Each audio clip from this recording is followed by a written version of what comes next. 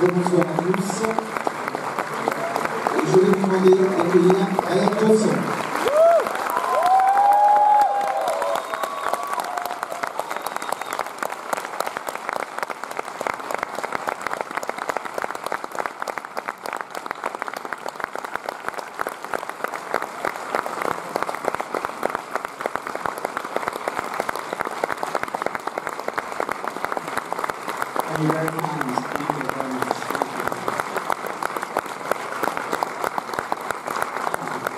Thank you very much. Oh, are we sitting? As you wish. Yeah, sure. Whatever you like. Et Anaïs, je ferai la traduction. That's very kind. Thank you, guys. Réa, merci infiniment d'être venu nous voir ce soir. On est d'autant plus contents, voilà, que ce sera la seule avant-première, d'autant plus sur votre présence. Pour commencer, je voulais que vous nous racontiez un petit peu la genèse du film. Comment est-ce qu'on s'attaque à un style très classique, ce style Cluedo, détective, un petit peu la Agatha Christie, et comment est-ce qu'on va réussir un petit peu à le moderniser, à le réécrire, sachant que c'est un scénario original. Well, thank you. Merci. Merci. Ça me fait grand plaisir d'être ici. Yeah, I'm going to answer in English though, because that is the extent of my French. So, and I'll try and make it quick. Yeah, it all started with Agatha Christie, the English author Agatha Christie. For me, I grew up loving her books, and I love whodunits. I don't think there's a word in French for whodunit, but that's a very specific genre, whodunit. So this was my attempt to get everything I love about a whodunit into a movie, but put the engine of a Hitchcock thriller in the middle, so that it's not just about gathering clues for one big surprise, but it's about suspense and empathy. So that was kind of where it all began. And to put it in modern day America seemed interesting. Alors je continue en anglais parce que voilà, vous avez entendu tout en français. Alors tout est parti d'Agatha Christie parce que enfant j'adorais ses livres et donc son style très particulier de ce qu'on appelle en anglais le whodunit, qui est en fait une sorte de polar huis clos, ils ont aussi quelquefois les énigmes.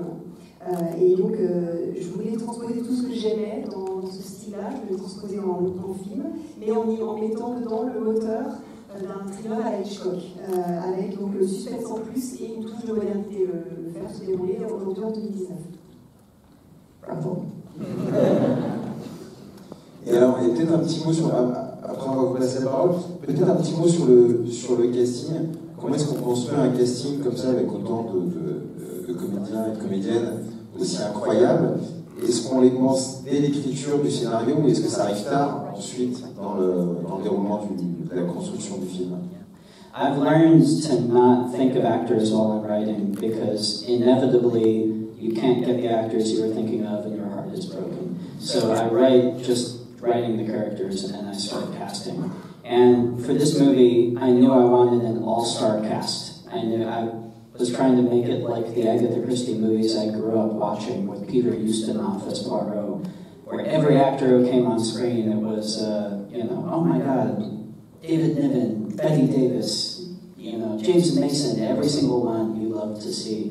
So I wanted that pleasure in this movie. And Daniel Craig signed on, and once you have Daniel Craig, it turns out everybody wants to work with Daniel Craig. So lots of other actors got on board. It was like a snowball going down the hill. And I got more and more nervous. Et donc moi j'ai appris en écrivant à ne pas trop penser à l'avance aux acteurs parce qu'en fait inévitablement on n'aura pas les acteurs qu'on veut et on aura le cœur brisé.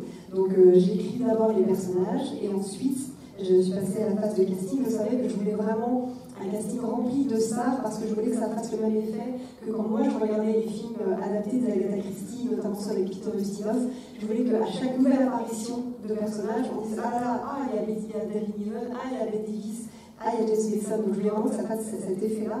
Et quand Daniel Craig a accepté de jouer dans le film, et bien finalement ça fait boule de neige parce qu'il s'avère que tout le monde a envie de jouer avec Daniel Craig.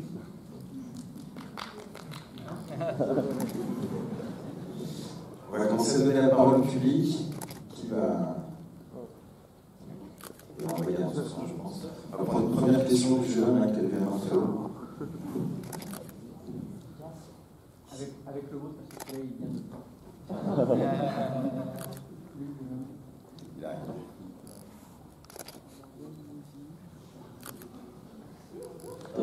microphone.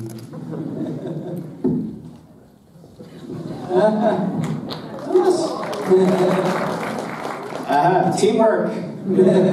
Hi Ryan. Did you finish Gravity's Rainbow? Did I what? Did you finish Gravity's Rainbow? Greatest one. Sorry. Oh. Yes, twice. Sorry, that kind of makes me an asshole. I'm sorry. Gravity's Rainbow is a novel that they mentioned, Thomas Pynchon novel. Ah, la question c'était est-ce que vous avez terminé le roman et donc la réponse est oui, j'ai lu 2 fois, donc en fait ça fait moins un gros connard.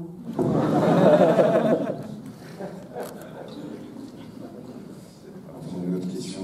And Daniel tried to read Gravity's Rainbow for preparation, and I told him, don't worry about it. Daniel a essayé de lire pendant la préparation du film, je lui ai dit non, mais bon, c'est moi, laisse tomber. Hello, right there on your right.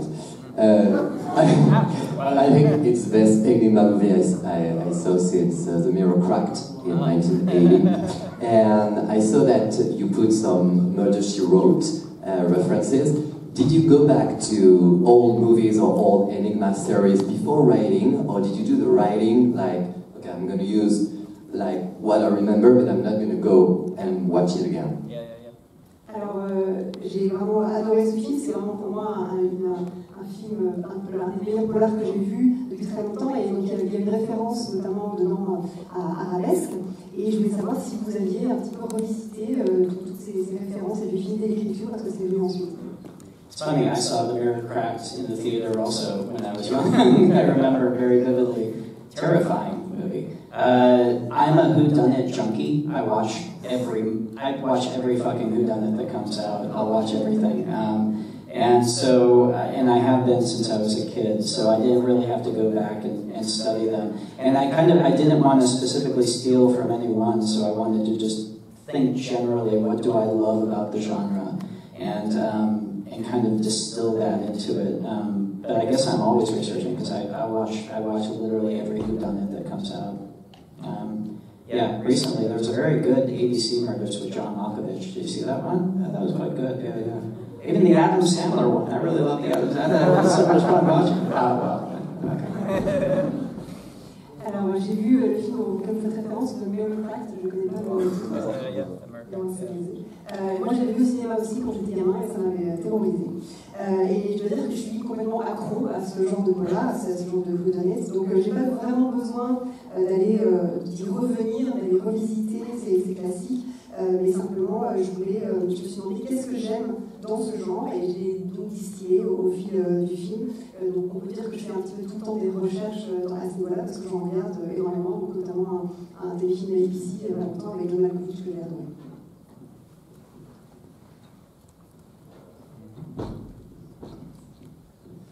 Hi, there.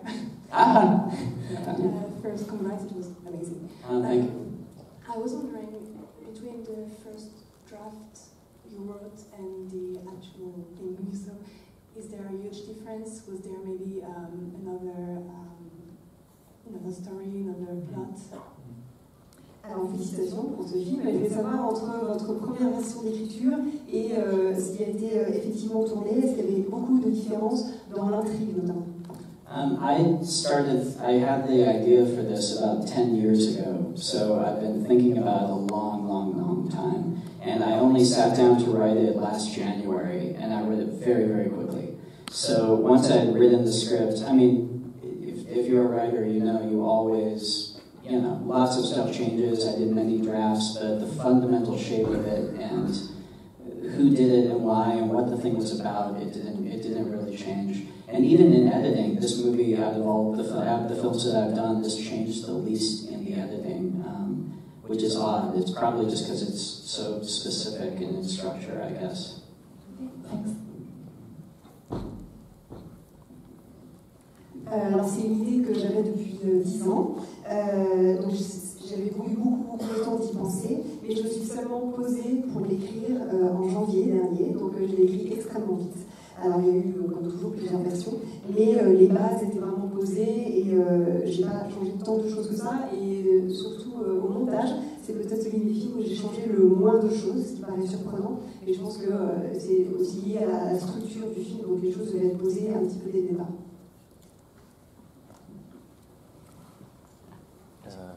Hi. Hello. The grandma, in the end, the grandma is still in the house, and why? The great grandma. Est-ce que la grand-mère est toujours dans la maison? Oui. Yeah, because I like to think that she's watching from a window and cackling with laughter. And she's in the house because Marta will let her live in the house. It's just going to be Marta and Grandma in the house partying for the next year. Oui, j'aime bien penser qu'elle est toujours là et qu'elle continue à rôder et que maintenant elle est toute seule avec Martha dans la maison et qu'elle fera la fête ensemble. And because, actually, there's a serious answer, because, you know, Grandma is unseen by the family in the same way that Marta is unseen by the family. And so it wouldn't have felt right to have her be in the group that are the losers at the end of it, if that makes sense.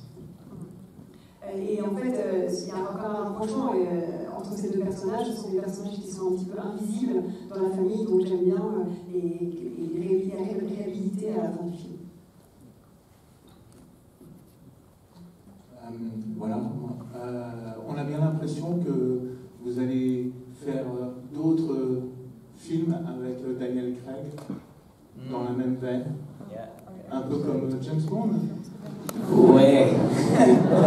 J'espère. I hope. Yes, I think you can tell how much fun Daniel is having doing this. He's having way too much fun. And I had so much fun doing this too. We'll see how the movie does. If we can get together every few years and do another one of these, have him play the detective, go someplace else, have him vacationing in the Caribbean and the murder happens, that would be heaven. That would be so much fun, I think. Oui, je pense qu'on sent à quel point Daniel Craig s'amuse dans le film, presque un peu trop. Et moi aussi, je veux dire que c'était un très grand plaisir. Donc on verra comment le film marche et pourquoi pas réitérer l'expérience et la voir régulièrement se retrouver, peut-être avoir d'autres aventures avec ces détectives qui se retrouvaient en vacances dans les Caraïbes et dans ce coup il y aurait un meurtre qui arrivait.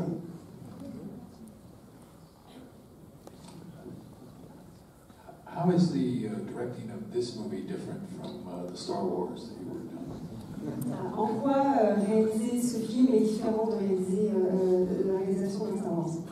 Well, I mean, besides this movie just being on Earth, it's it's a very good question. It's interesting how for me it was very, very interesting how similar it was, and this is difficult to communicate because I think from the outside, Star Wars seems like, or a big movie like Star Wars seems like it must be almost like a assembly line. It seems like a big machine. In some ways it is, but my experience of working in it was just as handmade and personal and intimate as any of the other movies I've done, including this. So, and at the end of the day, I don't know, it doesn't, I really found this in practice. It doesn't matter how big the set is, or whether there's a big green screen back there, or whether you're in the library. The thing that's going to make the movie work or not work is exactly the same in a big movie or a small movie. It's the camera, a couple of actors, and whether or not you believe what's happening between them. And if in a big movie that's not working and you're just relying on the explosions of the spaceships, then you're dead in the water anyway. So that's what you always focus on. So there are obviously big differences. I'm sorry, this is a long answer.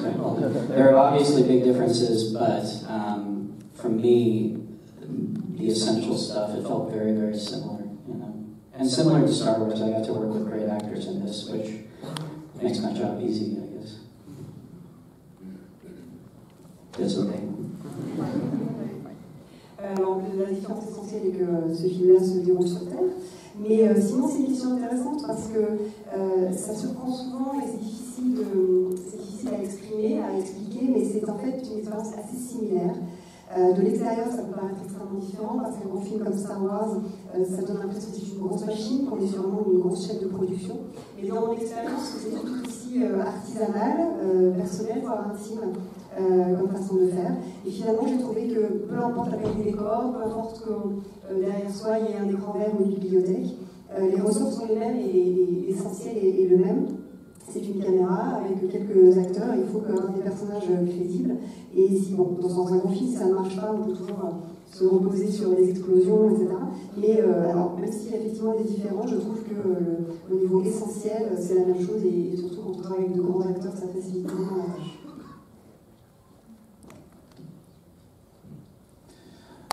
Hello, thank you for this treat. I think everyone here loved it. I have kind of a long question, but bear with me, it's actually going somewhere. In the audio commentary for the Brother Bloom, the Bloom Brothers, the Brother Blooms.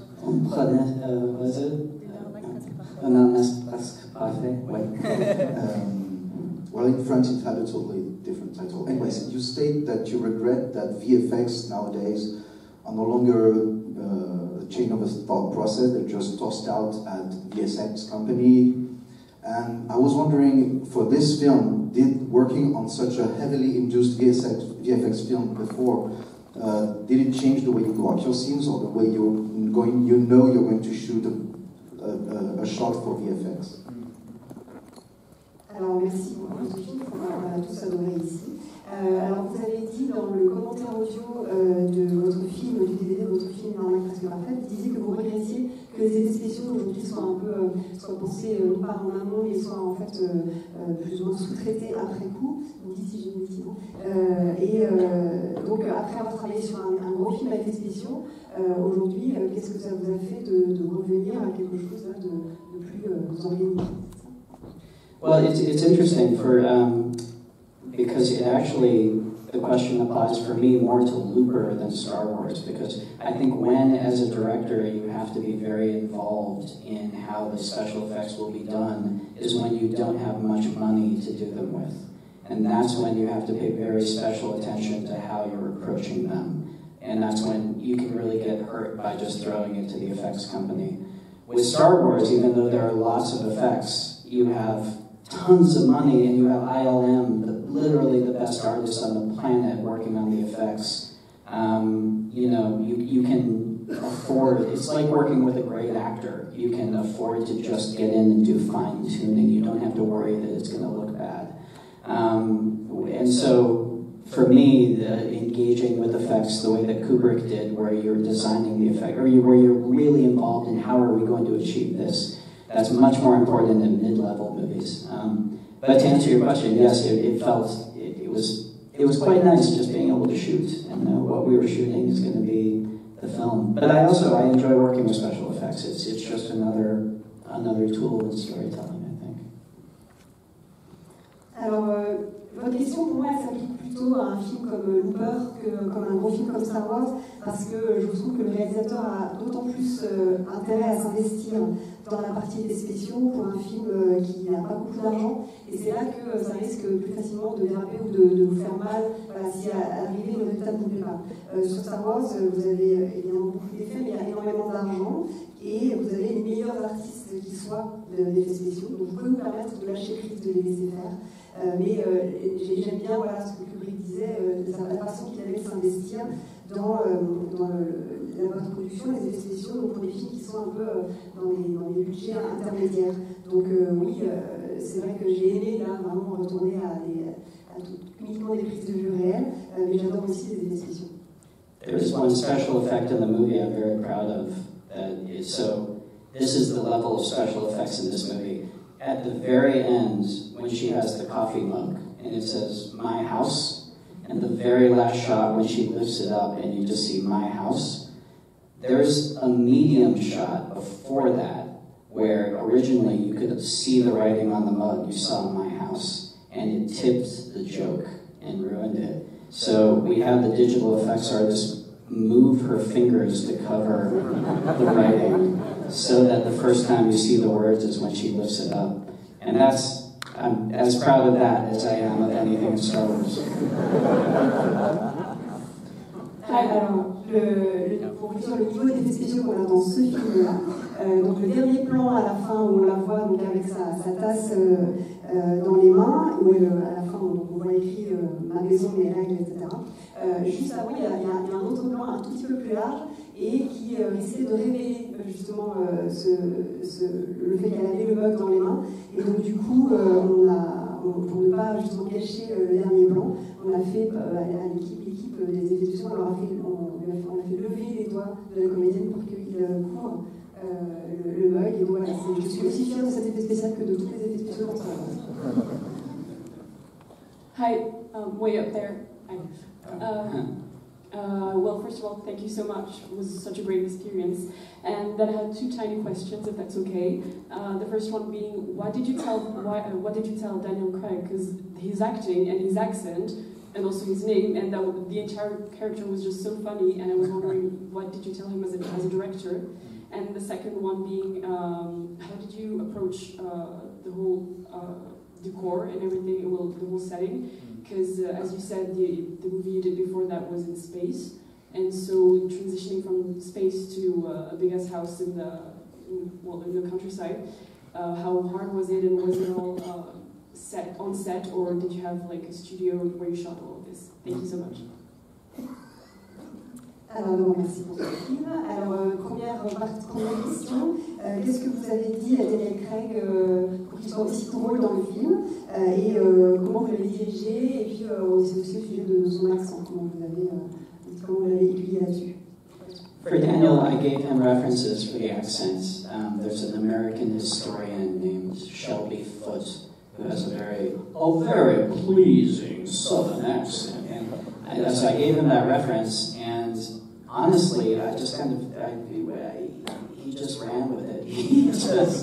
I think he's so good at playing James Bond, and I know he loves playing James Bond. And I think you can tell how much fun he's having just cutting loose in this. And I just kind of stood back and let him go. And occasionally we would pull it back, but mostly it was, it was very much just kind of letting him enjoy himself. And I was having fun watching him. And then for the decor, Yes, sorry. Alors, je vais donner quelques références pour son accent. Notamment, je vais parler d'un historien américain qui s'appelle Shelby Foote, qui parle comme ça avec cet accent assez traînant et en même temps un peu chic. Et il a tout de suite embrayé là-dessus. Alors, autant il est parfait en James Bond, autant là on sent qu'il adore se lâcher avec ce rôle. Donc moi, je n'avais vraiment qu'à le laisser faire, simplement. Et donc, je l'ai vraiment laissé s'amuser. Et donc la deuxième question, c'était quelle était votre approche concernant le décor? Votre film précédent se déroulait dans l'espace, donc comment on passe de l'espace à une maison à la campagne? Est-ce que vous avez tout filmé en extérieur, ou est-ce que vous aviez une partie en studio? For the decor, I told my production designer, I gave him David Crank, I gave him the reference of one of my favorite movies, Sleuth, from the 1970s, with Laurence Olivier and Michael Caine. And which is also set in a mansion owned by an eccentric mystery writer. And he just went insane and filled the house up with all this crazy stuff. And that and shooting in New England in winter, I think, does all the work for us. Alors, j'ai dit à mon chef décorateur, David Crank, que la référence que j'avais en tête pour le décor, c'était le film Le Limier, donc film des années 70 avec Laurence Olivier et Michael Caine, qui se passe également dans un manoir qui ressemble à celui-là, et pareil, qui avec un personnage d'écrivain de polar assez excentrique. Donc voilà, il a adoré travailler là-dessus, mon chef décorateur, et donc il a rempli la maison de tas d'objets. Et ensuite, on a le fait qu'on va retourner un peu vers l'Angleterre et en hiver, ça ajoute aussi à l'ambiance. Bonsoir. Bravo pour le décor, parce que je sais que c'est un micro.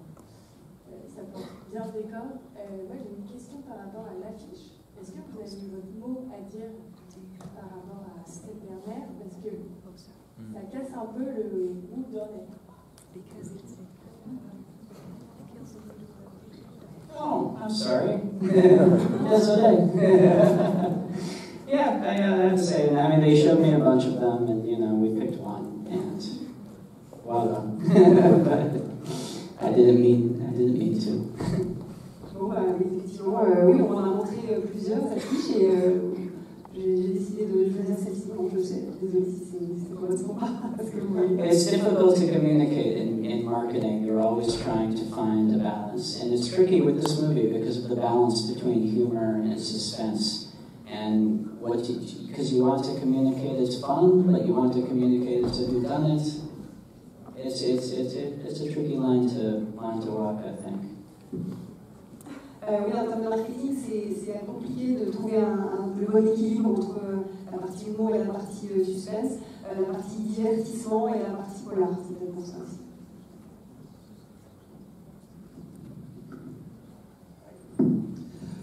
Il me semble que j'ai vu Joseph Gordon-Levitt au générique.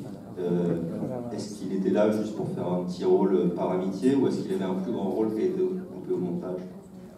Yes, in the beginning, he is the voice of the cop on the iPad who says, "We have the nanny cam footage." That's true. Okay. I have to get him into every movie. He's my good luck charm. Oui, donc vous avez compris au début, voilà, c'est la voix du policier tout au début. Donc voilà, je suis obligée de l'intégrer à chacun des films, c'est un peu une corde d'honneur. Et on va prendre encore 2 questions.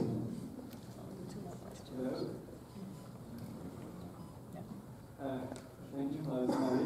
I got a question for you, which is outside the movie. I just wanted to know if you and J.J. Abrams worked together on making Last Jedi and the Réalisateur matches together. Sorry, I didn't quite understand. Can you put the mic or adapter? C'est possible de la poser en français? Oui, en français, ouais. Je veux savoir si il avait travaillé avec J.J. Abrams pour faire coller l'épisode 8 avec l'épisode 9 ensemble. Ah, d'accord. So, did I work with JJ for,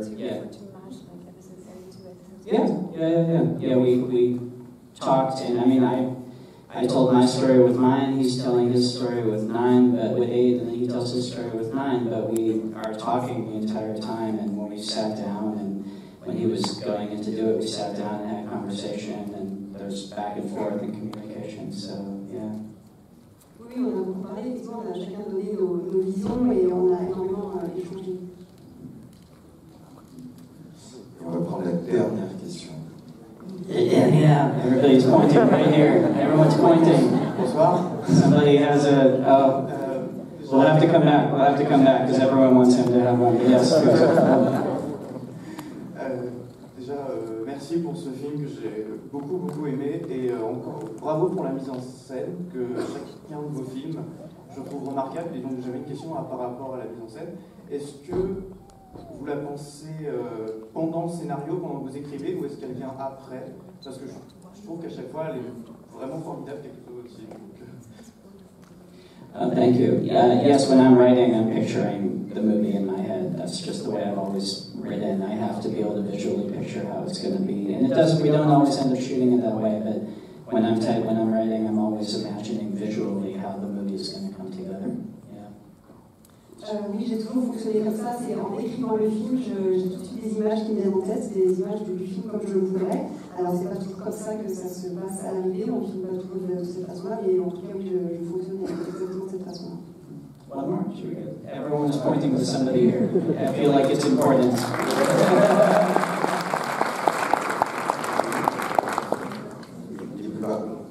Oh, this better be a good question now. The heat is on. Merci déjà tout le monde d'avoir parlé. Merci beaucoup, monsieur Johnson, d'être là pour la question. Une question par rapport à le film est très coloré. On voit rien qu'au vêtements des personnages, même au nom du personnage principal de Daniel Craig, blanc, parce que c'est un rapport avec les couleurs pour nous en français. C'est juste pour le côté esthétique ou s'il y a un vrai.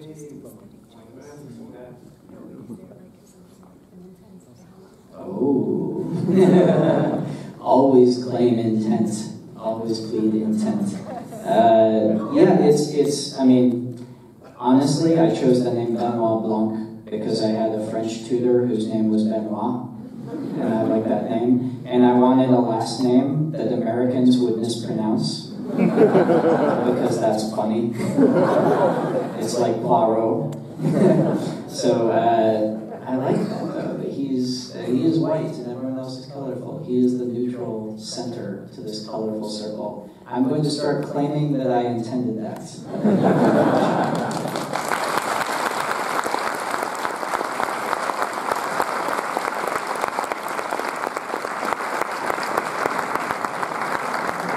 Il faut toujours plaider l'intentionnalité derrière ce qu'on fait.